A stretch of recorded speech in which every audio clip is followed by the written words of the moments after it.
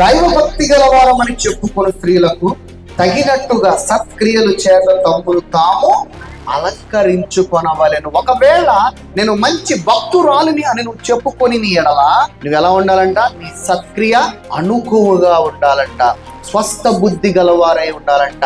నిన్ను నీవు తగ్గించుకుని తల్లిదండ్రులకు విధేయురాలుగా దేవుడికి లోబడిన దానిగా నీ నుంచి కడబడవలసిన సత్క్రియ.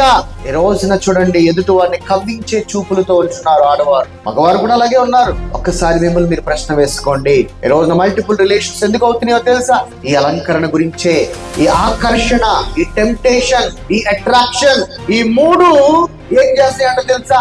ఈ మూడు వెళ్ళి ఒక కన్సీవ్డ్ గా అవుతాయంట.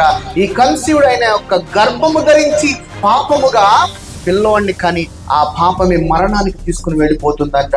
నా సహోదరి, నా సహోదరుడా, ఒక్కసారి ఈ అలంకరణ గురించి నువ్వు నిన్ను గద్దించుకో, ఆత్మ పరిశీలన చేసుకో. నా నిజమైన inner beauty, I am righteous, I am beauty inside, not outside. ఇది నువ్వు ఒక్కసారి నిన్ను నీవు పరీక్షించుకుంటే నీ జీవితంలో ఒక ఆనందదాయకంగా నీ జీవితం ఉంటుంది.